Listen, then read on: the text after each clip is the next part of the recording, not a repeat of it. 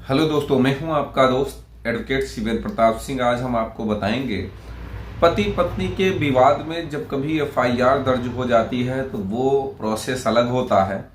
लेकिन आज का जो प्रोसेस है मैं बताऊंगा, अगर डायरेक्ट कोर्ट से आपके खिलाफ मुकदमा हुआ।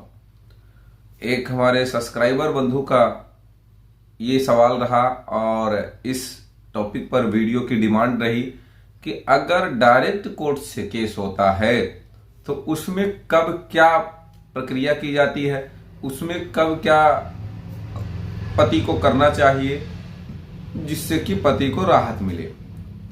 देखिए, चाहे एफआईआर हो चाहे कोई कंप्लेंट केस हो, डायरेक्ट कोर्ट से, दोनों ही स्थितियों में पति और उसके घर वालों को जेल नहीं जाना पड़ता है। 498A के केस में ये बात तो कॉमन है। अब दूसरी बात ये कि देखिए, 498A का जब कभी कंप्लेंट केस होता है, दो तरीके से एक कंप्लेंट केस होगा या फिर एक 156(3) में होगा। तो देखिए, कोई भी स्थिति हो, जब आपकी पत्नी का बयान हो जाए, उसके अलावा दो गवाहों के बयान हो जाएंगे, तब मजिस्ट्रेट आपको ऑर्डर करेगा, समनिंग करेगा। तो जब आपको सम्मन मिले, उसी स्टेज पे आपके पास दो रास्ते बचते हैं। एक, या तो उसी कोर्ट में जाके बेल करा के आप ट्रायल फेस करो, अपना भी पक्ष रखो। दूसरा ये कि या तो आप वहां पे न जाके आप उस समनिंग ऑर्डर को चैलेंज करो, बयान की कॉपी निकलवा के। देखिए, जो आपकी पत्नी ने बयान दिए हैं 200 के या 202 के, तो जो पत्नी ने बयान दिए हैं, जो दो गवाहों ने बयान दिए हैं, उनके बयानों की कॉपी सर्टिफाई निकलवा लीजिए, कंप्लेंट केस की सर्टिफाई कॉपी निकलवा लीजिए, समनिंग ऑर्डर की कॉपी निकलवा लीजिए। ये सब निकलवा के आप हाई कोर्ट जा सकते हैं।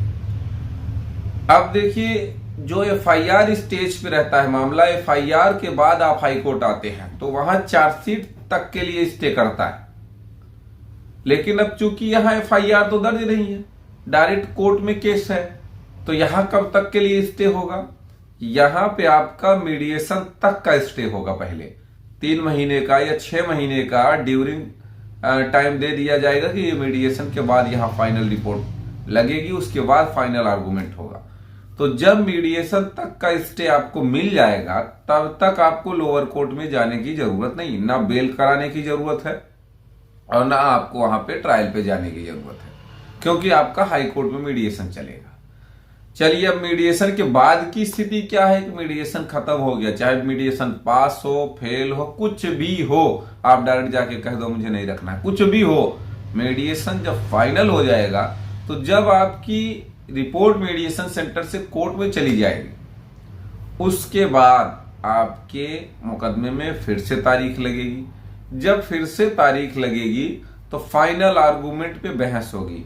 फाइनल आर्गूमेंट में दो चीजें हैं, या तो आपकी वहां की लोअर कोर्ट की प्रोसीडिंग रोक दी जाएगी, प्रोसीडिंग स्टे कर दिया जाएगा, या तो आपका जो मुकदमा है लोअर कोर्ट में, जो गलत तथ्यों पर फर्जी तरीके से लिखाया गया है, बढ़ा चढ़ा के बयान देकर लिखाया गया है, उसमें ट्रायल लड़ने के लिए कोर्ट कह देगा, या यूं कहे कि उसको क्वेश भी कर सकता है, उस ऑर्डर को रिजेक्ट भी कर सकता है।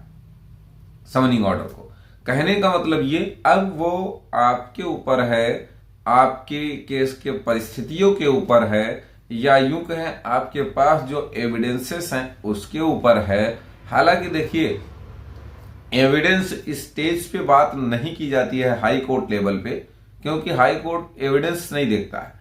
अब सवाल इस बात का है, लेकिन मान लीजिए जो जो चीजें घटना दिखाई गई है, घटना का दिन तारीख दिखाया गया है, ये सब के खिलाफ एक डॉक्यूमेंट्री एविडेंस पति के पास मौजूद है बाय डेट, तो वो जब कोर्ट में लगाएगा तो बिल्कुल उसको देखा भी जाएगा, उसी के अकॉर्डिंग ऑर्डर भी हो जाएगा। तो इस तरह से, और कोई सवाल जवाब आपका रह गया है तो आप स्क्रीन पर चल रहे नंबर पर फोन करके जानकारी ले सकते हैं, या फिर कमेंट बॉक्स में कमेंट करके जरूर अपने विचारों को बताइए। या आपका कोई सवाल शेष रह गया है तो आप अपने सवालों के जवाब भी ले सकते हैं। उम्मीद करता हूं, आशा करता हूं आज का यह वीडियो आपको बेहद पसंद आया होगा। अगर वीडियो पसंद आए तो वीडियो को लाइक करें, शेयर करें, यूट्यूब चैनल सीवेद हाईकोर्ट को जरूर सब्सक्राइब करें।